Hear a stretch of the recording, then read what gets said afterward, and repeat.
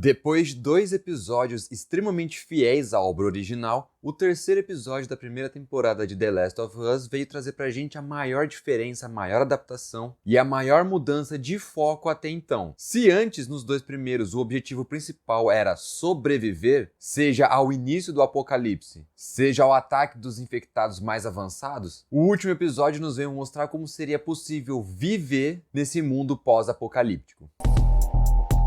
Lindezas, bem-vindos ao Fã Comenta, eu sou o João e vou te falar que esse episódio aqui foi muito emocionante. Eu não sei vocês, mas os meus olhos chegaram a suar um pouquinho ali. Que atuação, que construção de personagem maravilhosa em relação ao Bill. E eu tô gostando muito de ter esses complementos em relação a essas histórias que a gente ficava se perguntando mesmo lá na obra original. Poxa, o que será que aconteceu com a mãe da Sarah? Nossa, como será a relação do Bill e do Frank antes disso? Porque lá a gente já conhece o Frank numa situação nada legal. E no jogo, pelos diálogos, pela carta, já dava a entender, sim, de forma subentendida, que Bill e Frank tinham um relacionamento e aqui ficou nada subentendido, bem mostrado. E é legal saber como era esse tal de relacionamento. Afinal de contas, era difícil imaginar aquele cara marrento, emburrado do Bill, interagindo com outra pessoa. E a interação dele no jogo com a Ellie foi maravilhosa, uma das melhores do jogo todo. E eu digo que, apesar de ter gostado muito desse episódio, de ter me emocionado ao ver o Frank chorando, sou obrigado a dizer que eu esperava sim uma relação, uma dinâmica entre ele e a Ellie no live action. Afinal de contas, depois de 2 episódios praticamente Ctrl-C, Ctrl-V de cenas, posicionamento de câmera e diálogos, eu já estava aqui me preparando para que no terceiro episódio o mesmo fosse acontecer. Foi ruim não ter acontecido? Não, porque o episódio foi bem construído, foi bem encerrado, foi bem atuado, bem dirigido, com bastante elementos interessantes, principalmente mostrando o passado. Estou adorando esse recurso de todo episódio, eles mostrarem um pouco de como era antes ali do mundo realmente acabar. O problema mesmo é que, como adaptação, algumas coisas importantes foram mudadas, principalmente em relação ao destino final do personagem. Aqui foi uma invenção de moda que, no fim das contas, para o elenco principal, para os protagonistas, não fez diferença. Mas para a obra em si, eu acho que sim. Não me importaria nada de ter mostrado tudo o que foi mostrado aqui, só me incomodou um pouco o final do Bill. O destino do Frank não me incomodaria, não me importaria de ter realmente acontecido de como foi mostrado no episódio, porque no fim das contas é basicamente o mesmo destino que ele teve nos jogos. Mas isso nem de longe diminui a qualidade da série. Afinal de contas, aqui eu vou ser muito obrigado a utilizar aquele velho e recurso argumento. Se quer ver o original, assista o original. Mas, como eu estava dizendo, eu fiquei muito empolgado para ver algumas cenas daquele contexto de encontro com o Bill aqui no live action, principalmente depois das expectativas criadas por conta dos outros 2 episódios. E a principal cena que eu queria ver era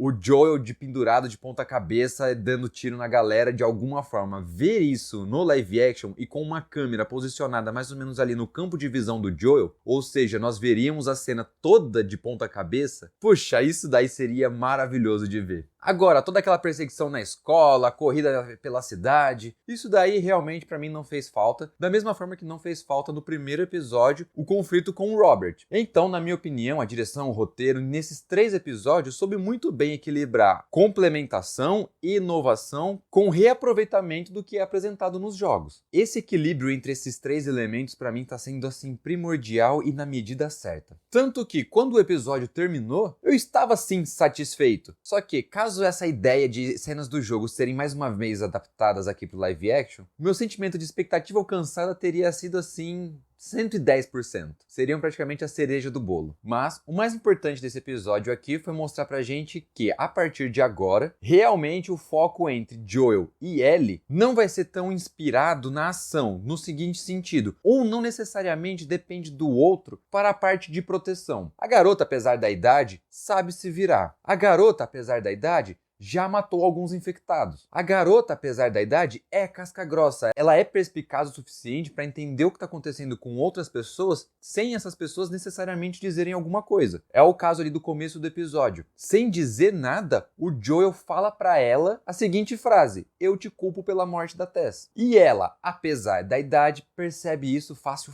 E a partir de agora, o foco entre os dois vai ser basicamente na necessidade, na dependência emocional. O Joel quebrado no primeiro episódio e a Ellie basicamente sem ter nada pra quebrar. E aí é justamente por conta da idade. Ela meio que ainda não teve tempo de ter algo necessariamente construído para que no momento em que fosse quebrado fosse realmente impactante. Do jeito que ela falou que ela é órfã, aparentemente ela nem chegou a conhecer os seus pais. Ou se conheceu, foi há tanto tempo que ela já nem lembra, praticamente como um bebê. Diferentemente do Joel, que teve 12, 13, 14, 15 anos com a Sarah. Entendem a diferença de peso? E o Joel, querendo ou não, teve que aprender a lidar com esse mundo novo. A Ellie nasceu nesse mundo. Ele teve que aprender a lidar com os seus sentimentos, com a sua emoção, com as suas noções de ética, moral, certo e errado, sendo adaptadas a essa nova realidade apocalíptica. E a Ellie já nasceu praticamente sem essas coisas. A base que ela tem, a base que é apresentada pra gente, principalmente no DLC Left Behind, que ainda vai aparecer, se não me engano, no 7º episódio dessa temporada, pra ela é muito mais leve, é muito mais sutil. Pra ela, ver pessoas morrendo é muito mais natural do que foi para o Joel.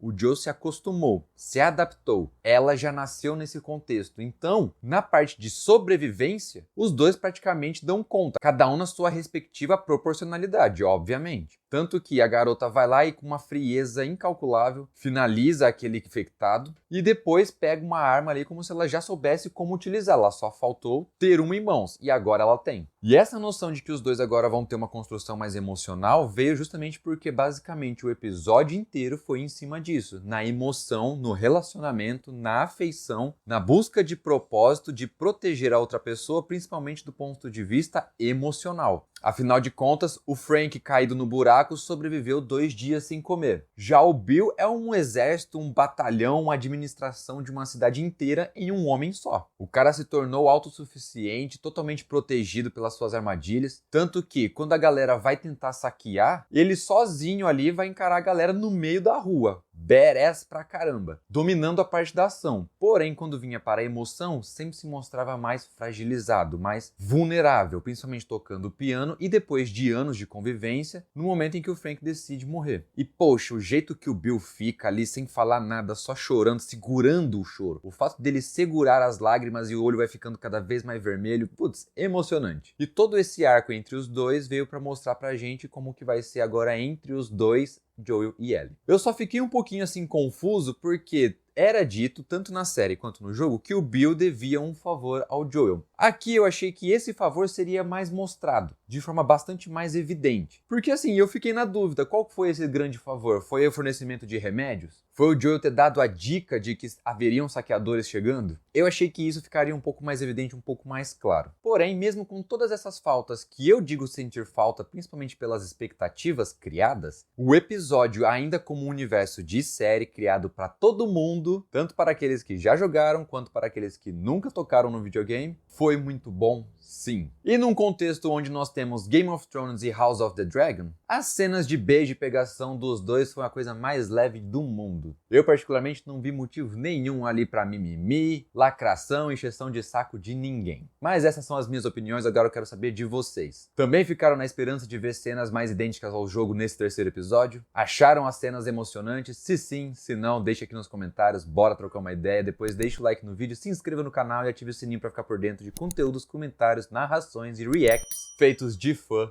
para fã. Valeu pela atenção e até o próximo. Tchau!